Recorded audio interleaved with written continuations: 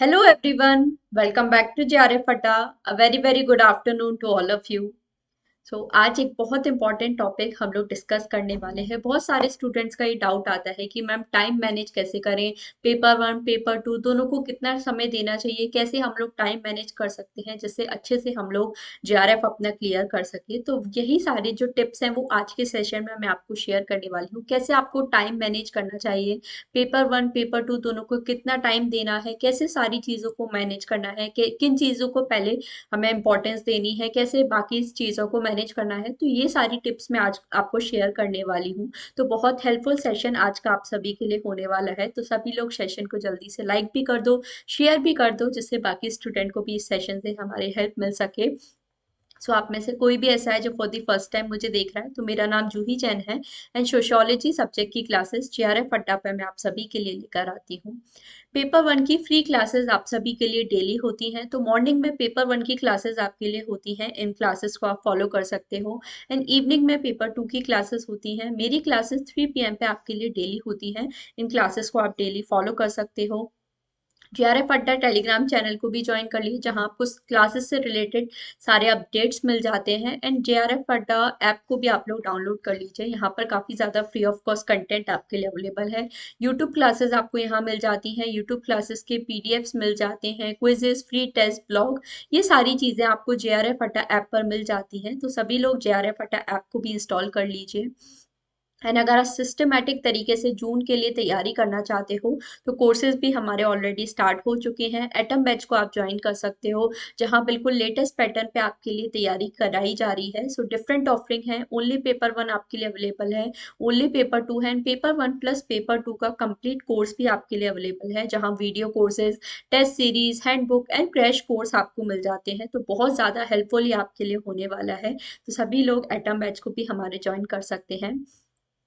आज के सेशन की तरफ हम लोग बढ़ जाते हैं। सबसे पहले हम लोग देखेंगे कि पेपर वन या पेपर टू दोनों को किसको ज़्यादा इंपॉर्टेंस देनी चाहिए। ये सवाल बहुत स्टूडेंट्स हैं जिनके मन में चलता रहता है। तो मेरा मानना ये है, जितना हो सके आपको दोनों पेपर को इक्वल टाइम हमारा देना, प्रपोर्शनल टाइम देने की ज़रूरत है। जैसे आपका पेपर वन है, उस आपका पेपर वन में 50 क्वेश्चंस हमारे आते हैं एंड पेपर टू में 100 क्वेश्चंस हमारे पूछे जाते हैं। तो आपको अपना जो टाइम है वो भी इसी तरह से देना पड़ेगा, क्योंकि पेपर टू का आपका वेटेज ज़्यादा है, उसका सिलेबस भी आपको ज़्यादा होता है। तो थोड़ा सा एक्स्ट्रा टाइम आपको अपना पेपर टू को देना पड़ेगा, बट इसकी वजह से कभी भी पेपर वन को आपको इग्नोर नहीं करना है। सपोज अगर आप दिन में 8 आवर्स भी पढ़ाई कर रहे हो, तो लगभग ट्राई करो मिनिमम आप 2 to 3 आवर्स अपने पेपर वन को दो, और बाकी जो भी 4 to 5 आवर्स हैं आपके, वो आप अपने पेपर टू को दो। तो लगभग इतना टाइम आपको मैनेज करना ही पड़ेगा। अगर आप 7 to 8 आवर्स पढ़ाई करते हो, तो इस तरह से आप अपना टाइम मैनेज कर सकते हो।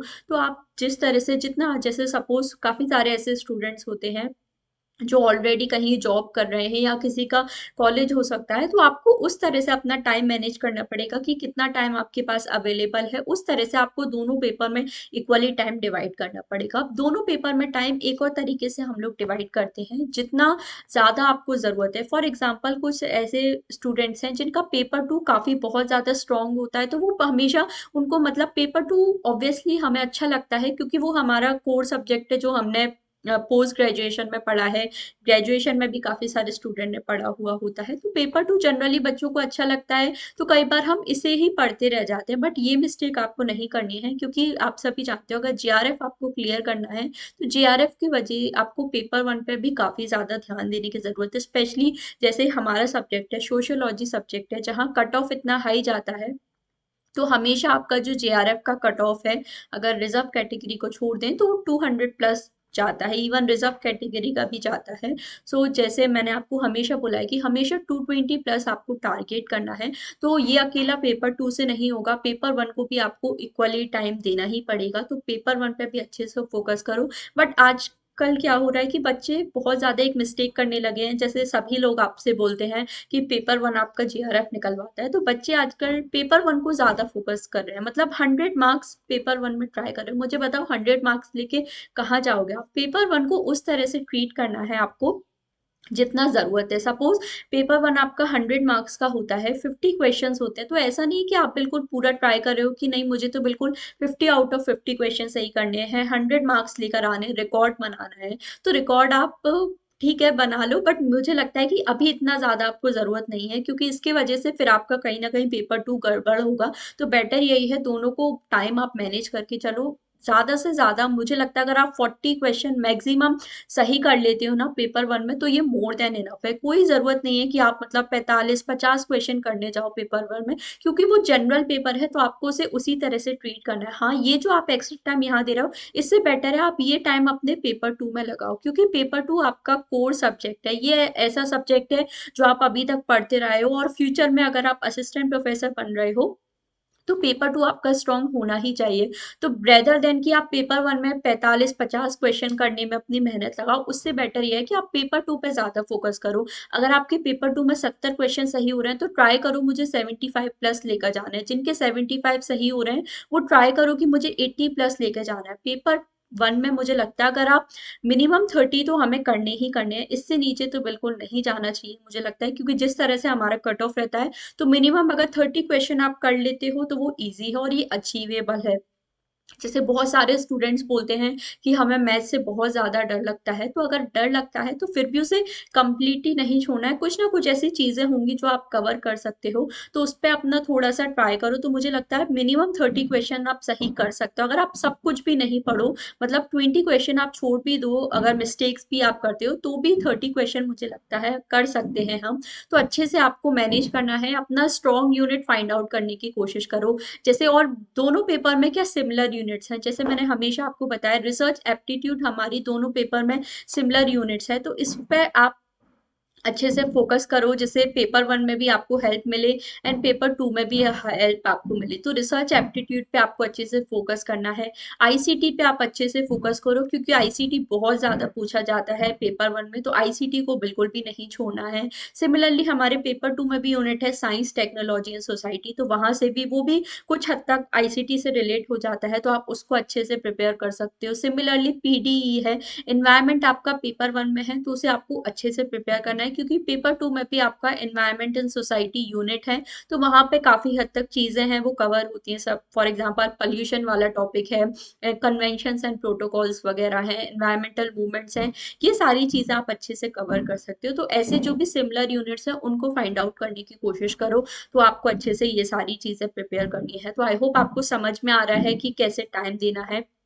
अब जो टाइम मैनेज कैसे करना है, तो जैसे मैं अपना बताती हूँ। मैंने पेपर 1 और पेपर 2 को अपना टाइम डिवाइड किया था। सपोज अगर 8 आवर्स में पढ़ रही हूँ, तो मैंने ट्राई किया था कि मैं मॉर्निंग में लगभग 3 से 4 घंटे मैं पेपर 1 को दूं, और बाकी का जो मेरा टाइम है पेपर 2 में इवनिंग, यूजुअली इवनिंग में पढ़ा करती थी। तो आप इस तरह से अपना डे को डिवाइड कर सकते हो। पेपर 1 में पेपर 1 आप चाहो तो मॉर्निंग में कवर कर सकते हो, तो मैं यूजुअली पेपर 1 मॉर्निंग में पढ़ा करती थी, तो 3 to 4 आवर्स आप या 2 to 3 आवर्स आप पेपर 1 को अपने दे सकते हो। पेपर 2 आप इवनिंग में डिवाइड पढ़ सकते हो। तो पेपर 2 को आप ट्राई करो कि मिनिमम 3 to 4 आवर्स, 5 आवर्स अगर आप देते हो, तो मुझे लगता है मोर देन इनफ है। और बहुत ज़्यादा से पागलों की तरह नहीं पढ़ने लग जाना है कि 18-18 घंटे पढ़ रहे हो, कोई ज़रूरत नहीं है 18-18 पढ़ने की। मिनिमम मुझे लगता है अगर आप 7 to 8 आवर्स भी पढ़ोगे ना, तो बहुत अच्छे से आप कवर कर सकते हो। बट इम्पॉर्टेंट ये है कि आपको कंसिस्टेंसी बना के रखनी है। मतलब ऐसा नहीं है कि आज आप 18 घंटे पढ़ लो, कल आप कुछ भी ना पढ़ पाओ। तो इस चीज़ से बेटर आप डेली थोड़ा थोड़ा टाइम पढ़ो। डेली डिसाइड करो कि मुझे डेली 7 to 8 आवर्स तो पढ़ना ही पढ़ना है। अब वो आप कभी भी पढ़ो, सुबह पढ़ो, रात में पढ़ो, डजेंट मैटर। अगर आपको सुबह अच्छे उठ के पढ़ना अच्छा लगता है, सुबह उठ के पढ़ सकते हो। रात में अच्छा लगता है, आप रात में पढ़ सकते हो। कोई ज़रूरी नहीं है कि हमें सुबह उठ के ही पढ़ना है, या सब बोलते हैं सुबह उठने से अच्छा होता है, तो कोई ज़रूरी नहीं है। अगर आपको रात में अच्छे से प्रिपेयर कर सकते हो तो रात में करो। थोड़ा सा रेस्ट भी लो, बहुत ज़्यादा पढ़ते ही पढ़ते नहीं रहना, क्योंकि हमारा थ्योरेटिकल सब्जेक्ट है, तो काफ़ी चीज़ें याद भी करनी पड़ सकती हैं। तो कई बार बहुत ज़्यादा फ्रस्ट्रेट हो जाते हैं, तो इसलिए थोड़ा सा ब्रेक लेने की कोशिश करो। अगर 2 to 3 आवर्स आप एक साथ पढ़ रहे हो, मतलब अगर डेढ़ से 2 घंटे पढ़ रहे हो, थोड़ा सा बीच में आपको टाइम लेना चाहिए, 5-10 मिनट का ब्रेक, तो जिससे आप अच्छे से प्रिपेयर कर सको। तो एक चीज तो आप इस तरह से अपना टाइम मैनेज कर सकते हो, पेपर वन और पेपर टू दोनों को अलग अलग। ऐसा मत करो कभी भी कि बीच में पेपर वन पढ़ने लग जा रहे हैं, कुछ देर पेपर वन पढ़ा फिर पेपर टू पढ़ने लगे, ऐसा नहीं करना है हमें, ये बहुत बड़ी मिस्टेक है अगर आप ऐसा कर रहे हो। अलग अलग टाइम बिल्कुल डिवाइड करो, पेपर वन अगर आपको मॉर्निंग पढ़ना है तो मॉर्निंग ही पढ़ना है, और जो भी आपने जितने भी आवर्स आपने डिसाइड किए उसमें सिर्फ पेपर वन पढ़ो, और पेपर टू अगर आप इवनिंग में पढ़ रहे हो तो सिर्फ पेपर टू पढ़ना है, बीच में इधर उधर कोई भी चीजें नहीं लेके बैठ जानी है। तो ये सबसे पहली चीज है जो आप लोगों को फोकस करनी है। अब नेक्स्ट आता है कि क्या ऐसी चीजें हैं जिन पे हम सबसे ज्यादा फोकस कर सकते हैं। तो पेपर वन में जनरली आपको जिन चीजों पे फोकस करना है, हमेशा आपको डेली अपना ट्राई करना है कि इन चीजों को तो मुझे टाइम देना ही देना है। जैसे हमेशा मैंने आपको बोला है, डेली ट्राई करना है कि एटलीस्ट एक डीआई तो आपको सॉल्व करना ही करना है, क्योंकि डीआई एकदम श्योर शॉट है, ये 100% पता है आपको कि एक डीआई आपका आना ही आना है। तो बेटर यही है कि आप डेली उसे ट्राई करो। अगर आप 5 आउट ऑफ 5 नहीं स्कोर कर पा रहे कोई बात नहीं, एटलीस्ट 3 आउट ऑफ 5 तो स्कोर करने का ट्राई करो। बूंद बूंद से ही घड़ा बढ़ता है, तो बिल्कुल कंप्लीटली छोड़ के जाने से बेटर है आप थोड़ा थोड़ा उसे पढ़ने का ट्राई करो, तो जिससे आप सारी चीजें कवर सकते हो। तो डीआई हमेशा आपको एक डेली सॉल्व करना ही करना है, आरसी आपको डेली सॉल्व करना ही करना है। पेपर वन में ये ऐसी चीजें हैं जो आपको डेली करनी ही करनी है, जिससे आपका अच्छे से प्रैक्टिस हो सके। तो इन चीजों को आपको स्पेसिफिकली अपना टाइम बनाना है डेली, कि इन चीजों पे मुझे पढ़ना ही पढ़ना है। पेपर टू की अगर हम लोग बात करें, तो पेपर टू में भी आपको कुछ चीजों पे फोकस करना है। फॉर एग्जाम्पल, जैसे मैंने आपको हमेशा बोला है, जो बुक्स एंड ऑथर्स हैं आपका, मतलब जो फैक्चुअल पार्ट है, उनको आपको डेली रिवाइज करना है, और ये बहुत ज्यादा जरूरी है। अगर आप सोच रहे हो कि एक दिन में मैं कोई ट्रिक बना के याद कर लूंगा, तो वो हेल्प नहीं करेगा। तो बेटर ये है डेली अपनी प्रॉपर लिस्ट बनाओ, और डेली उन चीजों को आपको रिवाइज करना है। सिमिलरली, कंसेप्ट एंड प्रोपाउंडर, कौन सा कंसेप्ट किस थिंकर ने दिया है, इसकी भी लिस्ट आप के पास होनी चाहिए, और उनको आपको डेली रिवाइज करना है। तो ये ऐसी चीजें हैं जो आपके टाइम टेबल में जरूर होने चाहिए। एटलीस्ट मिनिमम आपको डेली 50 to 20 मिनट्स निकालने हैं, जिसमें आप डेली ये चीजें रिवाइज करो। सिमिलरली, पेपर वन में भी आपको रोज का ट्राई करना है, एटलीस्ट 30 to 40 मिनट्स आप डेली का निकालो, जिसमें डीआई एक आप जरूर प्रैक्टिस कर रहे हो, आरसी स्टार्टिंग में थोड़ा ज्यादा टाइम लग सकता है, बट धीरे धीरे से कम करने का ट्राई करना है, धीरे धीरे से 20 से 30 मिनट्स पे लेकर आओ। तो ऐसे आपको टाइम मैनेज करना है। तो ये चीजें आपको सबसे ज्यादा फोकस करनी है। और हमारा टाइम वेस्ट किन चीज़ों में होता है, तो वो चीज़ें भी आपको अवॉइड करनी है। सबसे पहला तो जो मैं आपको हमेशा बोलती हूँ, कि एक ही टॉपिक जो आप अलग अलग वीडियो देखने जाते हो ना, ये मिस्टेक नहीं करनी है। एक टॉपिक अगर आपने एक वीडियो से पढ़ लिया है ना, तो बहुत सारे बच्चे ये मिस्टेक करते हैं कि अलग अलग टीचर्स को फॉलो करने की कोशिश करते हैं, मतलब एक ही टॉपिक वो इस वीडियो को भी देख रहे हैं, उस वीडियो को भी देख रहे हैं, तो यहाँ पे हमारा सबसे ज्यादा टाइम वेस्ट हो जाता है। तो इस चीज को जितना हो सके अवॉइड करो। अगर एक टॉपिक आपको एक वीडियो में देख लिया है, समझ में आ गया है, तो बेटर यही है कि आप उसी को अच्छे से पकड़ के रखो, उसी से अपने नोट्स बनाओ, और उसी से ही अपना रिवीजन करो। अगर एक ही टॉपिक आप 10 जगह देखने जाओगे तो कुछ नहीं, आपका सिर्फ और सिर्फ टाइम वेस्ट होना है। और ये चीज अभी आपको लग रहा है कि हाँ ठीक है मुझे समझ में आ रहा है, बट आगे जाके ये चीज बहुत ज्यादा आपको नुकसान पहुंचाने वाली है, और लास्ट मोमेंट पे ये हमें बहुत ज्यादा परेशान करती है। तो बेटर ये है, एक टॉपिक एक वीडियो से ही पढ़ो। अगर नहीं समझ में आ रहा तो उसी वीडियो को दोबारा देखो, उसी को अच्छे से समझने की कोशिश करो। बट आप अलग अलग जगह जाओगे तो जरूर भटकोगे ही, और बहुत ज्यादा टाइम वेस्ट आपका होगा। तो ये जो अननेसेसरी टाइम हमारा जाता है, इससे हमें बचना है। तो ऐसे हमें टाइम मैनेज करना है। बट जो इम्पोर्टेंट चीजें हैं जो मैंने आपको बताया है, सबसे आपको क्या करना है, जैसे मैंने आपको बताया ही है, हमेशा पेपर वन और पेपर टू का अपना जितना हो सके इक्वल टाइम आपको देने की जरूरत है, प्रोपोर्शनल टाइम आपको देने की जरूरत है। ये चीजें आप फॉलो कर सकते हो, अपना बिल्कुल टाइम डिवाइड कर लो, पेपर वन हमें कब पढ़ना है, पेपर टू हमें कब पढ़ना है, ये सारी चीजें फॉलो कर सकते हो। और टॉपिक्स को प्रायोरिटाइज करने की कोशिश करो, प्रीवियस या पेपर्स के बेसिस पे इंपॉर्टेंट टॉपिक्स की लिस्ट बनाओ। क्या इंपॉर्टेंट टॉपिक्स है जहां से हर बार क्वेश्चन आते हैं, तो उन टॉपिक्स का आपके पास एक प्रॉपर लिस्ट होना चाहिए। एक लिस्ट बना के अपनी जो भी वॉल है उस पर पेस्ट कर दो, या आप अपने जो भी लैपटॉप है, फोन में आप अपने नोट्स बना सकते हो कि ये टॉपिक है, और उन पर टिक करते जाओ। जैसे ही एक टॉपिक आपका कंप्लीट हो जाए तो इससे बहुत ज्यादा सॉर्टेड आप रहोगे, आपको मतलब भटकना नहीं पड़ेगा कि आज मुझे, कई बार तो सोचने में ही हमारा टाइम इतना निकल जाता है कि क्या पढ़े, कहाँ से पढ़े। तो बेटर ये है, ये सारी चीजें आप पहले से ही रात को सोने से पहले अपनी एक टू डू लिस्ट जरूर बनाया करो, या सुबह उठकर कि आज मुझे क्या क्या करना है। जब पहले ही आप अपने माइंड में सॉर्टेड रहोगे कि आज मुझे ये चीजें करनी है, तो बहुत ज्यादा टाइम सेव आपका होगा। तो ये छोटी छोटी चीजें पता है बहुत ज्यादा बड़ा डिफरेंस क्रिएट करती हैं। तो जितना ज्यादा सॉर्टेड आप रहोगे, जितना ज्यादा आपके माइंड में चीजें क्लियर होंगी कि कब मुझे क्या करना है, तो बहुत ज्यादा टाइम भी आपका सेव होगा और सारी चीजें अच्छे से मैनेज हो जाएगी। तो ये चीजें आप फॉलो कर सकते हो। एंड जैसा मैंने बताया कि पेपर वन और पेपर टू किसे ज्यादा देना है, तो ये भी आई होप आप समझ ही गए हो कि दोनों में से किसी पे भी एक पे बहुत ज्यादा डिपेंड नहीं होना है। कि अगर आप सिर्फ पेपर टू ही पढ़ते जा रहे हो तो वो भी मिस्टेक है, और सिर्फ पेपर वन पढ़ रहे हो तो वो भी मिस्टेक है। जितना हो सके इक्वल टाइम दो, बट पेपर टू का थोड़ा सा आप कंपैरेटिवली ज्यादा दे सकते हो, क्योंकि जैसा मैंने बताया उसका वेटेज ज्यादा है। 100 क्वेश्चन यहाँ आपसे पूछे जा रहे हैं, तो आपको इसे उतना ही टाइम देना पड़ेगा। यहाँ 50 क्वेश्चन हैं, तो उस हिसाब से आप टाइम दे सकते हो। तो प्रपोर्शनल टाइम जरूर दे सकते हो, बट ऐसा नहीं कि बहुत ज्यादा आप सिर्फ पेपर टू को टाइम दे रहे हो, तो ऐसा भी नहीं करना है।